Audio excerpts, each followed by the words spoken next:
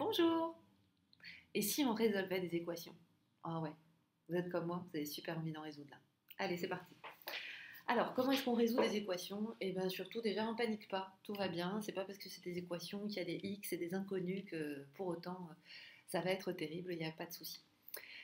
Ici, j'ai choisi 6 équations que j'ai données à résoudre à des élèves de 4e qui ne connaissaient pas encore les équations 2 heures auparavant, pour les familiariser en fait avec la façon dont on modélise, dont on représente et on modélise en fait la résolution. Alors du coup, vous allez voir que en fait ces équations, pour au moins 4 d'entre elles, sont très faciles à résoudre sans passer par cette représentation un peu stéréotypée. Mais ça me permet de poser les bases, tout simplement. Ça me permet de leur montrer comment ça fonctionne et de leur montrer que, en fait, ils savent déjà faire ce que je leur demande de faire. Alors, allons-y. Je l'avais expliqué aux élèves qu'il y avait 2 niveaux différents. Le niveau 1, c'est je raisonne en opération à trous. Le niveau 2, j'essaie de réfléchir à quelle opération je vais faire pour isoler x. C'est vers ça qu'on va tendre, parce que lorsque les équations vont se complexifier dans leur écriture ou dans leur nature, eh bien, nous aurons besoin justement de pouvoir faire référence à des opérations mentales et arithmétiques et algébriques qui soient claires et qui soient les plus efficaces possibles. Alors, première équation à résoudre, je vais mettre ici x plus 7 égale 15.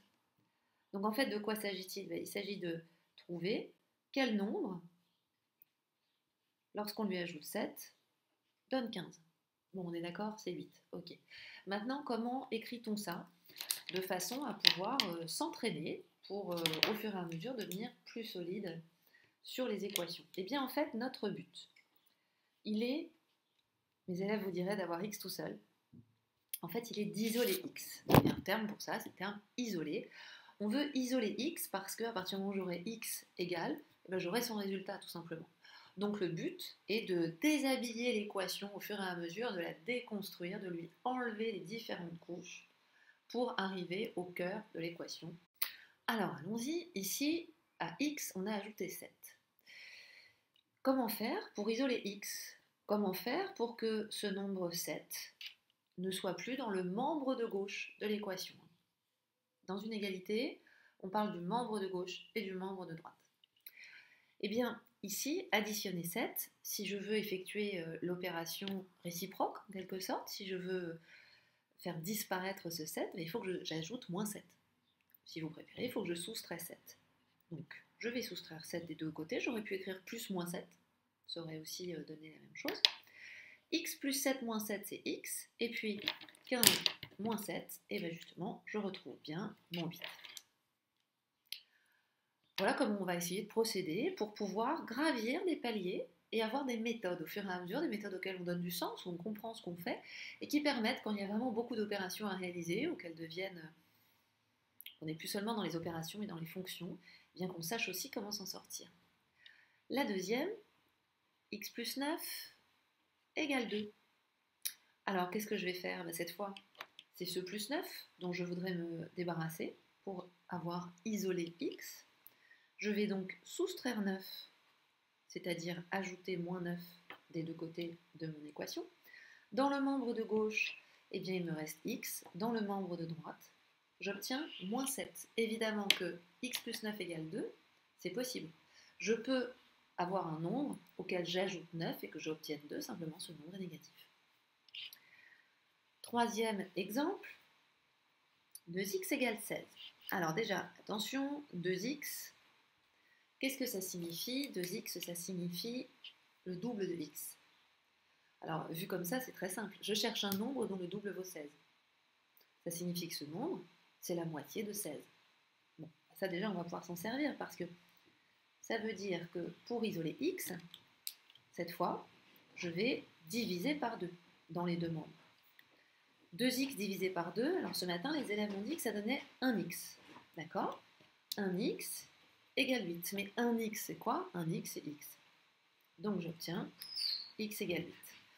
Autre possibilité de notation, j'aurais ici pu écrire 2x égale 16. Je divise par 2 des deux côtés. Divisé par 2, ça peut aussi s'écrire de cette façon-là. 2x sur 2, c'est à nouveau un x ou x, et 16 demi, c'est bien 8. Alors pourquoi je vous dis ça? Parce que ensuite j'avais donné pratiquement la même chose aux élèves. Sauf que cette fois c'est 3x. Alors je leur ai demandé ce matin, pourquoi est-ce que 3x égale 16 c'est beaucoup moins confortable que 2x égale 16? Et ils m'ont répondu parce que dans 16 il n'y a pas un nombre entier de fois 3. Autrement dit, 16 n'est pas dans la table de 3, 16 n'est pas un multiple de 3, 3 n'est pas un diviseur de 16. Et effectivement, ça m'embête. Alors je leur ai demandé comment ça allait se passer, ils m'ont dit ça va donner un nombre à virgule. Ben non. Enfin, ça dépend ce qu'on entend par nombre à virgule, mais ça ne veut pas dire grand-chose, nombre à virgule. Ici, comment vais-je faire? Déjà, je vais diviser par 3, puisqu'ici, le triple d'un nombre vaut 16. Ça veut dire que mon nombre vaut le tiers de 16. Et vous voyez, quand je dis le tiers de 16, il me semble, alors c'est peut-être parce que je suis prof de maths, mais que mentalement, moi je l'écris comme ça. Ça, c'est la solution à notre équation. Ici, d'ailleurs, vous noterez que ces équations ont toutes une solution unique, ce qui n'est pas une obligation, une fatalité pour une équation. Alors, voyons si ça peut être un nombre à virgule. Dans 16, combien de fois 3? 5 fois. 5 fois 3, ça fait 15. Il reste 1. Ça, c'est la division euclidienne. La division euclidienne, elle nous donne l'égalité. 3 fois 5 plus 1, ça aurait été mieux de mettre 5 fois 3 plus 1 d'ailleurs. Mais ici, je vais la poursuivre, ma division. Alors, je la poursuis. Pour ça, ici, je vais aller au centième. Qu'est-ce que ça me donne? Eh bien, j'ai ici 10 dixièmes. Il y va 3 fois, moins 9. Et là, bim, je retrouve 1. Je retrouve 1, je vais à nouveau descendre mon 0, etc. Ça veut dire quoi? Ça veut dire qu'en fait, là, je vais toujours avoir le même reste. Je vois bien que je vais toujours avoir le même reste. Donc ce nombre-là, qu'est-ce que c'est? Eh bien, ce nombre-là, en fait, c'est 16 tiers. Alors, là, c'est pas bien ce que je fais, parce que on n'écrit pas des nombres avec des points de suspension. En plus, vous voyez rien du tout. En fait, ce nombre, c'est 5 unités, 3 dixièmes, 3 centièmes, 3 millièmes, 3 dix millièmes, 300 millièmes, etc. Ça ne va jamais s'arrêter. Alors évidemment, je peux écrire que c'est environ égal à 5,3, mais ça, ce ne serait pas la solution de mon équation, parce que mathématiquement, quand on cherche une solution, on cherche une ou plusieurs solutions, on les cherche de façon précise, il faut que ce soit une valeur exacte. Après, on peut décider de prendre des valeurs approchées selon l'usage qu'on en fait. Mais au départ, il nous faut la valeur exacte. J'ai expliqué ce matin aux élèves qu'il existe différentes notations d'ailleurs, comme celle-ci. Alors, moi, quand j'étais lycéenne, mon prof l'utilisait avec la petite barre en bas. Du coup, c'est jamais très clair pour moi laquelle on doit faire. Il me semble que c'est celle en haut. Ça, c'est une écriture qui permet de dire que c'est le nombre 5 unités et ensuite des décimales égales à 3 à l'infini. Mais ce n'est pas une notation qu'on utilise de façon quotidienne scolaire, en tout cas dans le second degré. Et donc ici, la meilleure façon d'exprimer la solution, c'est 16 tiers. C'est à ça que ça sert une fraction. À pouvoir, d'une façon simple, 16 unités divisées en 3, écrire un nombre précisément et sans avoir besoin d'y passer le restant de sa vie. Le suivant, c'était le D ça en fait, je ne connais pas bien mon ordre alphabétique apparemment. Alors 2x plus 1 égale 5.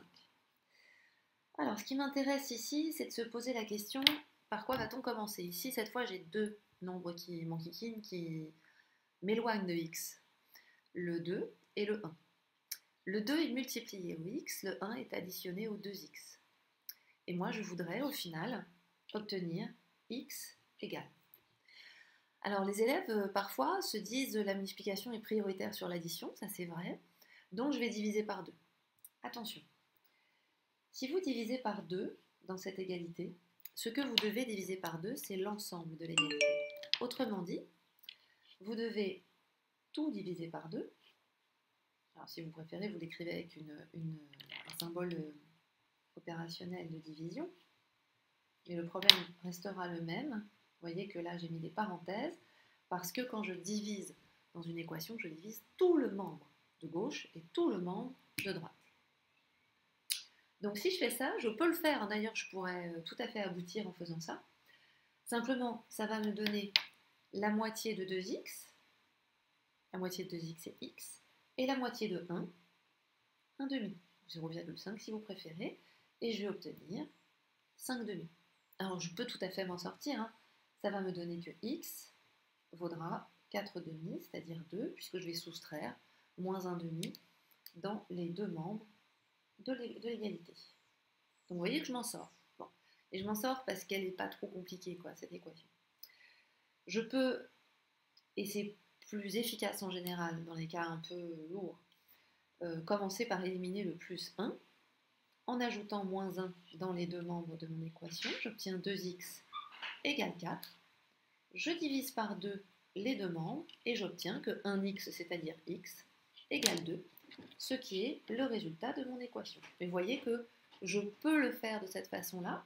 Alors l'intérêt avec les élèves, c'est que ça leur fait travailler justement les priorités de calcul et puis les fractions d'une façon un peu différente. En fait, ça leur fait retravailler des propriétés. Mais c'est souvent moins bien réussi quand même. Bon, après, tout est une question d'objectif en fait. Hein. Et la dernière, 3x moins 4 égale 5. Je vais commencer par ajouter 4 pour isoler 3x. Et maintenant, le triple de ce que je cherche vaut 9. Je peux aussi le noter sous forme de fraction.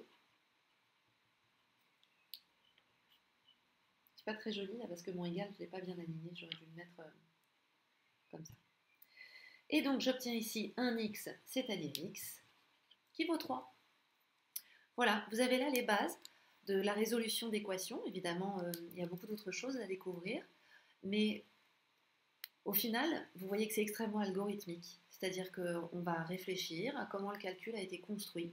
On va chercher à le déconstruire. C'est tout l'intérêt aussi des équations sur le plan scolaire, c'est que ça permet vraiment de bien revoir comment les opérations et les nombres sont reliés entre eux. Or, l'étude des relations, c'est très important en mathématiques. Bonne journée!